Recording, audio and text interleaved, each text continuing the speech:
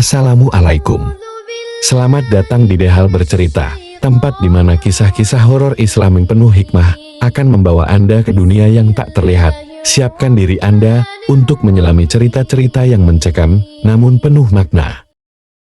Di sebuah desa terpencil yang jauh dari hiruk-pikuk kota, hiduplah seorang wanita bernama Sari. Semua orang mengenalnya sebagai orang yang gemar menyebarkan gosip, memutarbalikkan fakta, dan menambahkan cerita yang tak pernah ada. Setiap hari, ia membawa cerita baru, menggerogoti reputasi orang lain, dan membuat banyak orang di desa itu merasa resah. Suatu malam, saat Sari pulang dari arisan yang berakhir larut, ia merasa ada sesuatu yang aneh. Jalan setapak menuju rumahnya yang biasanya sepi, malam itu terasa begitu mencekam. Meski tak ada siapapun di sana, ia merasa diawasi. Angin dingin tiba-tiba berhembus kencang, dan membuat bulu kuduknya meremang. Ketika ia sampai di rumah, pintu depan rumahnya terbuka sedikit, padahal Sari yakin telah menguncinya sebelum pergi. Namun, ia tidak terlalu memikirkannya. Dengan cepat ia masuk ke dalam, menutup pintu, dan pergi ke kamar. Malam itu, Sari bermimpi buruk. Ia melihat dirinya sendiri berdiri di tengah-tengah pemakaman desa. Jasad-jasad yang sudah lama dikubur bangkit dari kubur mereka. Kulit mereka busuk dan mata mereka kosong. Mereka mendekati Sari, menyeringai dengan gigi yang sudah hampir habis. Kau menyebarkan fitnah. Kau harus bayar. Suara mereka serak dan penuh kebencian.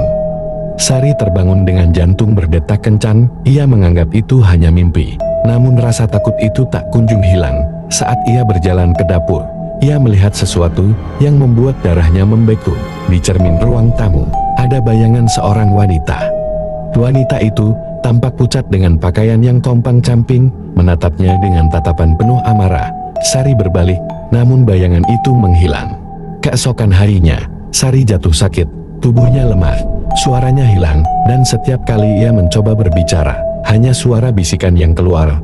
Tak ada yang tahu apa yang sebenarnya terjadi padanya, dan semakin hari kondisinya semakin memburuk dalam kesakitan.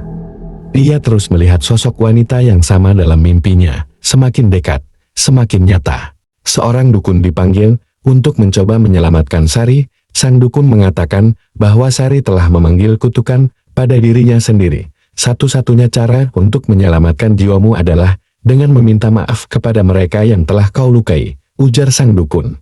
Dengan sisa tenaganya, Sari mencoba meminta maaf kepada mereka yang pernah ia fitnah, namun kata-kata itu tak pernah keluar, hanya air mata penyesalan yang mengalir. Malam itu, angin bergemuruh keras di sekitar rumah Sari, dan penduduk desa mendengar jeritanya yang penuh ketakutan. Tapi tak ada yang berani mendekat. Pagi harinya, mereka menemukan Sari tergeletak tak bernyawa di lantai kamarnya. Wajahnya penuh dengan ketakutan, dan di cermin dekatnya, samar-samar terlihat bayangan wanita yang menghantui Sari, tersenyum puas sebelum menghilang selamanya. Sejak hari itu, penduduk desa menyadari bahwa kata-kata yang kita ucapkan bisa menjadi bumerang yang mematikan. Jangan pernah meremehkan kekuatan kata-kata, karena siapa yang tahu, mungkin arwah-arwah yang tersakiti masih berkeliaran, menunggu pembalasan. Terima kasih telah menonton kisah malam ini di Dehal Bercerita. Jangan lupa untuk like, share, dan subscribe agar tidak ketinggalan cerita-cerita horor Islami lainnya. Sampai jumpa di cerita selanjutnya. Wassalamualaikum.